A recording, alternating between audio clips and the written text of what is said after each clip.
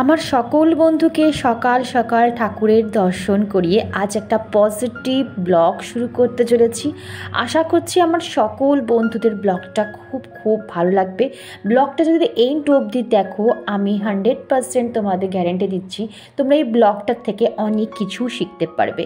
Good morning everyone, welcome to my channel. আমি শর্মিষ্ঠা। আশা করি আমার সকল বন্ধুরা অনেক ভালো আছো, সুস্থ আছো আর নিরাপদে আছো। সোয়েটার একদম সকাল সকাল একটু পরিয়ে দিয়েছি, কারণ আজকে একটু ভালোই ঠান্ডা লাগছে। কাল রাত থেকেই ভালো ঠান্ডা লাগছিল, তো ওই জন্য একটা সোয়েটার পরিয়ে দিয়েছি এখানে কুপোষণাকে। আবার পরে বেলার দিকে আবার খুলিয়ে দেবো, আবার বিকেলের দিকে পরিয়ে দেবো। তো এই হচ্ছে আমার কুপোষণার সোয়েটার। চলো, আর এখানে তো তোমরা দেখলি জল আর একটু চকোস দিয়েছি দুধ দিয়ে। চলো, হয়ে গেছে, এবার আমি চাই। আর এদিকে দেখো আমার মেয়েটা কিন্তু রেডি হয়ে নিয়েছে। যাই হোক, এখন বড় হয়ে গেছে, এই দিকটা অনেকটাই চাপমুক্ত। তবে হ্যাঁ, হাতের সামনে এখনও যেটুকু পারি ওকে এগিয়ে দেওয়ার চেষ্টা করি। কতটা রাত যে মেয়েটা ঘুমাতে পারিনি ঠিকঠাক তারই হত্যা নেই। প্রত্যেকটা দিন এখন পরীক্ষা, একটা দিনও গ্যাপ দেয়নি যেন। পর পরীক্ষা হয়ে চলেছে। রাত 2:30 3টে অবধি পড়াশোনা করে আবার সকালে ওঠা। টেনশন করবি না, ভালোভাবে পরীক্ষা দিবি। টাটা। তো বন্ধুরা, এখন ঘড়িতে বাজে ওই 8টার মতন। যে যার গন্তব্যস্থলে চলে গেল, আর আমিও এসেছি আমার গন্তব্যস্থলে, বলতে পারো আমার স্ট্রেস ফ্রি জোনে আমি চলে এসেছি।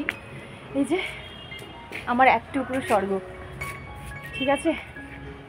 আমি তোমাদের সবসময় বলি যে এমন একটা কর্নার বা এমন একটা জায়গা ক্রিয়েট করো তোমরা, যে কোনো একটা, ছোট বড় দরকার নেই, ছোট একটা এমন জায়গা রাখো না যেখানে তোমার স্ট্রেস ফ্রি করতে পারো তুমি। মানে সেখানে গেলে তুমি নিজেকে খুঁজে পাও, নিজে একটু শান্তি ফিল করো।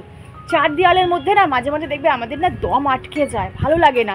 তখন ছুটতে গিয়ে যদি আমরা ওই জায়গাটা চলে যেতে পারি, যেটা আমাদের খুব মন পছন্দ একটা জায়গা, সেখানে চলে যেতে পারি না, দেখবে মনটা না 1 সেকেন্ডের জন্য শান্তি হয়ে যায়। দেখবে আমাদের মনে যতই অশান্তি থাকুক, যদি আমরা ঠাকুরের ঘরে গিয়ে 5 মিনিট বসি, বা ঠাকুরের স্থানে কোনো মন্দিরে গিয়ে 5 মিনিট বসি, সঙ্গে সঙ্গে আমাদের মনটা কেমন শান্ত হয়ে যায় না? ঠিক তেমনি গো, আমাদের প্রত্যেকের জীবনে না একটা জায়গা করে নেওয়া উচিত। সে ছোট হোক বড় হোক, যাই হোক, হোয়াট এভার, যেখানে আমাদের মনটাকে আমরা শান্ত করতে পারি। তো যাই হোক, অনেকটা মানে যতদিন না শনিবার আসছে, শনিবার আমার মেয়ের পরীক্ষা এক্সাম শেষ হচ্ছে, ততদিন না একটা চাপা টেনশান চলছে। টেনশান, দেখো আমরা বলি আমাদের টেনশান, এ বলে আমার টেনশান সবচেয়ে বেশি, আমি বলবো আমার টেনশান জীবনে সবচেয়ে বেশি। কিন্তু আমি মনে করি জানো তো, পৃথিবীতে যদি সবচেয়ে টেনশান কারোর জীবন থাকে, সেগুলো হচ্ছে আমাদের সন্তানদের। এটা আমার মনে হয়, আমাদের সন্তানদের সবচেয়ে বেশি টেনশান। তুমি বলে কি করে? ভাবো, আমরা ছোটোবেলায় অনেক বড় বয়স অবধির কিন্তু আমরা খেলাধুলা করেছি, ভাই বোনদের সাথে মিশে খেলাধুলা করেছি, ঘুরেছি ফিরেছি, মামার বাড়ি গেছি, এখানে গেছি সেখানে গেছি। অনেকে 5 বছরের পরও আমরা গিয়ে ভর্তি হতাম স্কুলে। এখন ভাবো, 2.5 বছর হতে না হতে সবাইকে স্কুলে ভর্তি, বাচ্চাদের স্কুলে ভর্তি করে দিচ্ছি। তারপর থেকে যে শেডিউলটা ওদের তৈরি হয়ে যাচ্ছে, তারা একটা দিনও ভাবো তো তারা নিজেদের মতন বাঁচতে পারে কি না।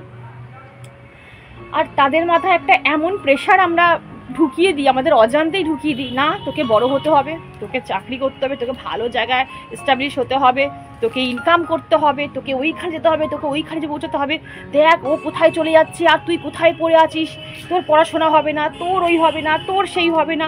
মানে বলে বলে বলে বলে ওদের আমরা এমন ডিপ্রেশনে ফেলে দিচ্ছি আমাদের অজান্তে। হয়তো আমরা ভালো চাইছি যাতে ওরা আরও নিজেদের মধ্যে জেদ বাড়াক, আরও ভালো করে ইমপ্রুভমেন্ট করুক, কিন্তু সেটা না, এটা অপোজিট হয়ে যায় জানো তো। ওরা এমন ডিপ্রেশনে চলে যাচ্ছে না, যে ভাবছে যে আমি কি করব, কোনটা করব।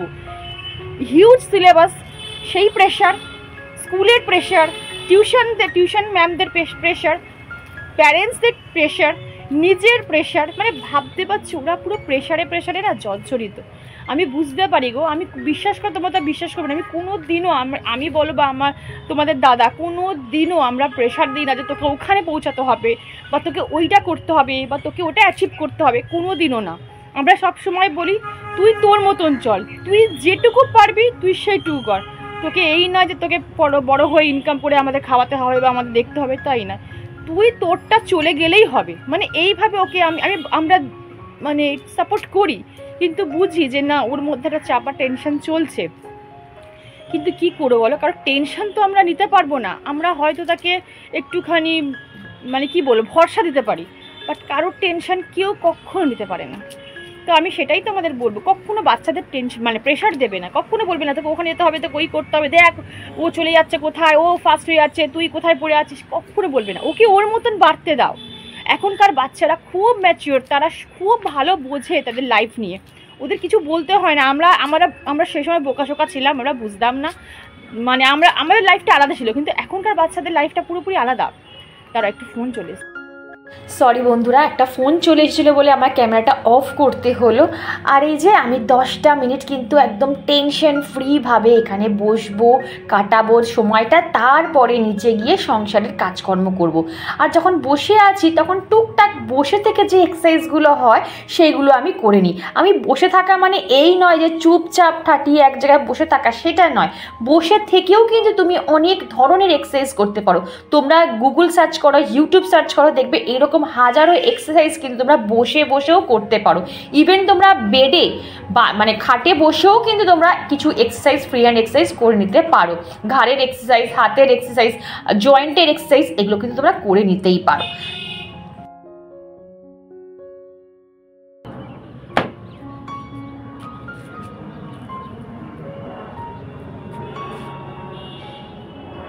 আর বন্ধুরা ছাদে আসলে প্লেন যেতে আমি দেখবই দেখবো, আর তখন আমি কাজকর্ম ছেড়ে যত দূর প্লেনটাকে আমি দেখতে পারি তত দূর কিন্তু দেখে যাব।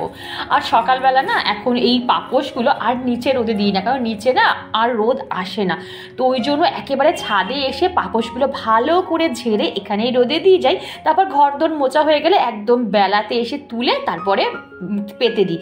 পাপোশগুলো না বেশ গরম গরম থাকে।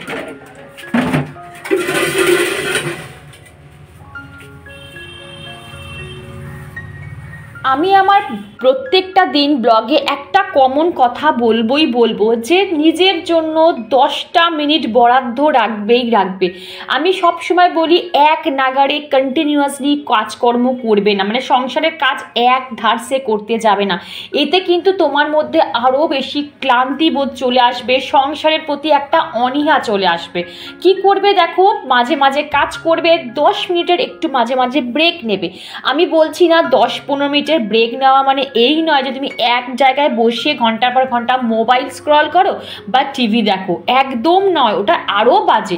তুমি ওই যে 10টা মিনিট তুমি যে একটু বাইরের দিকে বেরিয়ে আসো। যদি তোমার ছাদ বাগান থাকে একটু ছাদ বাগানের দিকে চলে যাও, যদি ছোট্ট ব্যালকনি থাকে একটু ব্যালকনির দিকে চলে যাও, একটু গান শুনতে ইচ্ছা করলে একটু গান শুনতে পারো, একটু হাতের যে ডায়েরি লিখতে হলে একটু ডায়েরি লিখে নিতে পারো। টুকটাক এক্সট্রা অনেক অ্যাক্টিভিটি আছে। আমি বারবার বলি সংসারের বাইরেও কিন্তু আমাদের জানার অনেক কিছু আছে, সেইগুলো জানো, সেই অ্যাক্টিভিটিগুলো করো। মোবাইল স্ক্রল করার কোনো দরকার নেই। ভালো ভালো মোটিভেশনাল জিনিস দেখো, যেটা তোমরা জানতে পারবে। ওই 10টা মিনিট ভালোভাবে ইউটিলাইজ করো, দেখবে ওই 10টা মিনিট তোমার সারা দিনের পজিটিভিটি এনে দেবে তোমার মনে, তোমার শরীরে, ইভেন তোমার সংসারে। সবসময় কেন বললাম, কারণ তুমি যদি পজিটিভ থাকো, তুমি যদি শান্তিতে খুশিতে থাকো, তোমার সংসার খুশি শান্তি পজিটিভিটির বজায় থাকতে বাধ্য। আমি এটা তোমাদের লিখিয়ে দিচ্ছি। তুমি যদি অশান্তিতে থাকো, তোমার মনে যদি অশান্তি কাজ করে, তোমার শরীর মন যদি ভালো না থাকে, কোনো কিছু টোটকা বলো যা খুশি হোয়াট এভার করে নাও, এই করে নাও, সেই করে নাও, এই টোটকা করে নাও, কিচ্ছু আসবে না, কিচ্ছু হবে না। কারণ মেন গৃহিণী, মেন যে ঘরের লক্ষ্মী, সেই যদি ঠিক না থাকে, সেই যদি পজিটিভ না থাকে, তাহলে সংসারে পজিটিভিটি ফিরবে কি করে? আশা করি তোমাদের আমি কিন্তু বোঝাতে পারছি।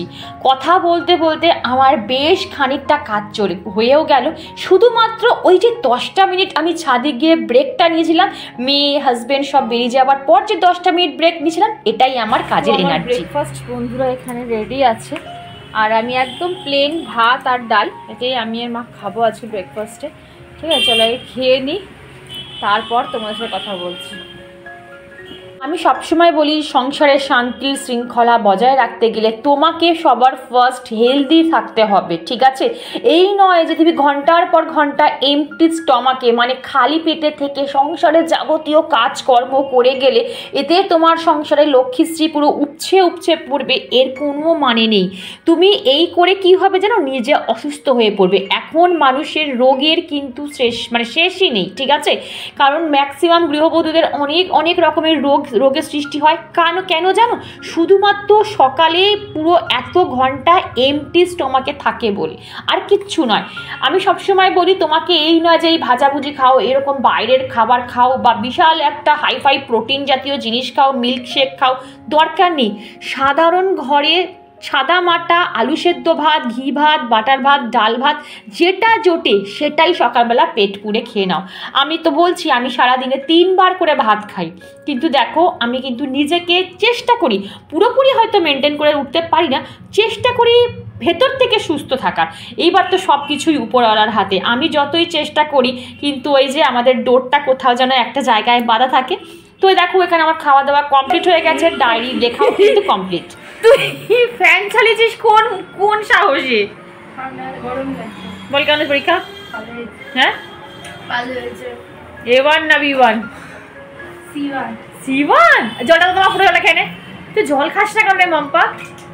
তুই বুঝি বোতলটা সামনে নিয়ে জল খাবো গো? দুটোই খাবি, পুরো জলটা খাবি।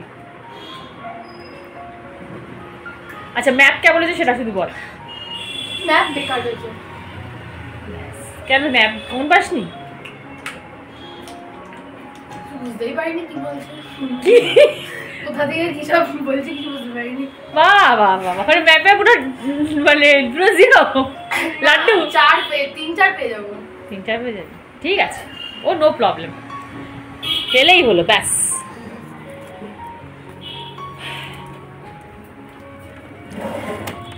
টেনশন लेने का नहीं, টেনশন देने का। তো বন্ধুরা রান্নাঘরে চলে এলাম, মেয়েও চলে এসেছে, ওকে রসটা খাওয়াতে হবে। আর এখন আমি রান্না বসাবো। তো রান্না কি কি করবো একবার তোমাদের দেখিয়ে দিই। তো দেখো এই যে এখন তো মোটামুটি আমার ঘরে মুগের ডালটা হচ্ছে। মুগের ডাল কি বলতো 2 দিনের জন্য করে রেখে দিই, কারণ শুধু হাজবেন্ড খায়, আমরা কেউ মুগের ডাল খাই না। তো ওই জন্য ওর মতন 2 দিনের জন্য করে রেখে দিয়েছি। আর এখানে দেখো সব রকম সবজি দিয়ে দিয়েছি, মূলো, শিম, কড়াইশুঁটি, বিনস, গাজর, যত রকম সবজি ছিল সব সবজি দিয়ে দিয়েছি, তাহলে ডালটা একটু বাড়বে। শুধু মুগের ডাল খেতে না একদমই ভালো লাগে না। আর তোমাদের আগের দিন আমি দেখিয়েছিলাম যে আমি 5 মিশালি তরকারি করি, মানে একটু করে সবজি বেঁচে থাকে, সেটা দিয়ে কিন্তু আমি একদিন ইজিলি তরকারি করে ফেলি। আর এই দেখো কতটা সবজি আমার বেঁচে গেছে, আর এই সবজিটা দিয়ে আজকে আমি 5 মিশালি তরকারি করব, বড়ি দিয়ে করব। তো আমার এক তরকারিটা হয়ে গেল, হেডেক মুক্ত। তবে এর মধ্যে যদি একটু চিংড়ি মাছ পড়তো বা ছোট ছোট মোরলা মাছ পড়তো না, হেভি টেস্ট হতো। কিন্তু যেহেতু আমার কাছে নেই, টেনশন করে লাভ নেই, যেটা আছে সেটা দিয়ে কাজ চালাতে হবে। আর কচুর লতিটা না ভেবেছিলাম আজকে করবো, কিন্তু কচুর লতিটা আজকে ভাবছি করবো না, কালকে হাজবেন্ডকে বলবো একটু চিংড়ি মাছ আনতে, কারণ লতিটা না শুধু খেতে ইচ্ছা করে না, একটু নারকেল কোড়া বা একটু চিংড়ি মাছ না থাকলে খাওয়া যায় না। তো আজকে ওই জন্য ভাবছি না করবো না, এটা ঝুড়ি করে বাইরে রেখে দেবো, নাহলে নষ্ট হয়ে যাবে, থাক এটা কাল করবো। ভাত ডাল তো হয়ে গেছে, তো চলো এবারে শুরু করি। আর দেখি রাতে তো পরোটা ভাবছি, একটু মেথির পরোটা করব, কি করি দেখি কতদূর কি করা যায়। ভালো লাগছে না, এই মেয়ের যতক্ষণ না পরীক্ষাটা এক্সামটা শেষ হচ্ছে ততক্ষণ মাথা থেকে হেডেক নামছে না। তো চলো আগে আমি ডালটা বসিয়ে দিই, আর এখানে আমি তরকারিটা বসিয়ে দিই, ঝাপাঝপ হয়ে যাবে। আর মেয়ের জন্য আজকে আলু ভাজা করে দেবো, আর একটা ডিম সিদ্ধ করে দেবো, ওর হয়ে যাবে। কিন্তু ঢাকনাটা কোথায়? সময় না চোখের সামনে জিনিস থাকে, কিন্তু আমার এরকম হয় গো, চোখের সামনে ধরো খুন্তিটা চোখের সামনে রয়েছে, আমি খুঁজে বেড়াচ্ছি, খুঁজতে পাচ্ছি না। সারাশি ধরো আমার চোখের সামনে রয়েছে, কিন্তু আমি খুঁজে বেড়াচ্ছি, সারাশি পাচ্ছি না। এরকম আমার সাথে প্রচন্ড পরিমাণে হয়, তোমাদের সাথে হয়? কমেন্ট করে বলবে তো। চল জয় গুরু বলে শুরু করে দিই। তো চলো বন্ধুরা, অনেকটা দেরি হয়ে গেছে, কথা না বাড়িয়ে এবার ডালটা সম্বার দিই। এই ডালটা করার জন্য আমি সাদা জিরে, একটা শুকনো লঙ্কা, পারলে তেজপাতা দিতেও পারো, সেটা অপশনাল। তবে হ্যাঁ, নামানোর আগে যদি একটু ধনে পাতা ছড়িয়ে নামাতে পারো, দারুণ টেস্ট হয়। আর এখন আমি যাই সবজি রান্না করছি একটু অন্তত প্রেশার কুকারে ভাপিয়ে নিচ্ছি। এতে কি হয় জানো, এতে আমার সময়টাও বাঁচছে, প্লাস গ্যাসটাও কিন্তু বেশ খানিকটা বাঁচছে। যদি আমি টেনে টুনে 1 মাসের জায়গায় আরও 5টা দিন বাঁচানো যায়, এতে ক্ষতি কি বলো? কথা বলতে বলতে দেখো আমার তরকারিটাও কিন্তু হয়ে গেছে। চলো দেখিয়ে দিই একবার লাঞ্চ মেনুটা। ভাত, মুসুর ডাল, আজকে না বেশি কিছু রান্নাই করিনি। এখানে উচ্ছে আলু ভাতে এখনো মাখা হয়নি, একটু পরে মাখবো। আর এখানে হচ্ছে মুগের ডাল, একদম পাতলা করে সবজি দিয়ে। আজকে মনে হচ্ছে হলুদটা একটু কম হয়ে গেছে, যাই হোক। আর এখানে হচ্ছে এই যে 5 বড়ি দিয়ে 5 মিশালি তরকারি, একদম দেখো মানে সবজিগুলো কিন্তু একটুও ঘাটিনি, একদম পুরো তরতাজা রয়েছে। এখানে রয়েছে আলু ভাজা, লঙ্কা আর ক্যাপসিকাম দিচ্ছি। আজকে আলু ভাজার মধ্যে না একটু ক্যাপসিকাম দিচ্ছি, করে দেখবে হেভি খেতে লাগবে। আর এটার মধ্যে কি আছে দেখতো বাবারে, ও এটার মধ্যেও মুগের ডাল আছে। আচ্ছা, 2 জায়গায় রেখেছি। তো এই হচ্ছে আজকের। আর এখানে শশা কাটা হয়ে গেছে। তো চলো, এটা হচ্ছে আমাদের আজকে লাঞ্চ মেনু। আফটারনুন বন্ধুরা, এখন ঘড়িতে বাজে 1:10। আমার কিন্তু স্নান টান এখনো হয়নি কমপ্লিট, এই দিকটা জাস্ট ছাড়লাম। এবারে স্নান করতে যাবো। কি বলতো, আমি না একেবারে ওই মানে পরিশ্রম করি, সঙ্গে সঙ্গে স্নান করতে পারি না। আমার কোনো অসুস্থ হয়, মনে হয় বা 5টা মিনিট বসবো তারপর স্নান করতে যাবো। কেন স্নানটা ওটা রিল্যাক্সের ব্যাপার। ওই তাড়াহুড়ো করে জল ঢেলে নিলাম, ওইভাবে আমি স্নান করতে পারি না। আমার স্নান করতে মিনিমাম 15 থেকে 20 মিনিট তো লাগবেই। তো চলো, এখন আর কিছু শেয়ার করার নেই তোমাদের সাথে। আবার তোমাদের সাথে ইভিনিংয়ে ফিরছি। দেখি ব্লগটা কতক্ষণের হয়েছে, সেই বুঝে ব্লগটা আবার ইভিনিংয়ে কন্টিনিউ করবো, নাহলে তো এখানে স্টপ করে দেবো। আর যদি ইভিনিংয়ে ব্লগটা করি, তাহলে ধামাকাদার একটা রেসিপি আজ তোমাদের সাথে শেয়ার করবো, মানে রাতে খাওয়ার জন্য, ডিনারে। তো চলো, আপাতত কিছুই প্রিপারেশন করে রাখিনি, অল্প একটু প্রিপারেশন করে রেখেছি। আর যা যা প্রিপারেশন করবো অন ক্যামেরায় তোমাদের সামনে নিয়েই করব। তো চলো বন্ধুরা, এখন ব্লগটা এখানে বন্ধ করছি, কন্টিনিউ করবো আবার ইভিনিং থেকে। চলো, তোমার সাথে আবার ইভিনিংয়ে দেখা হচ্ছে।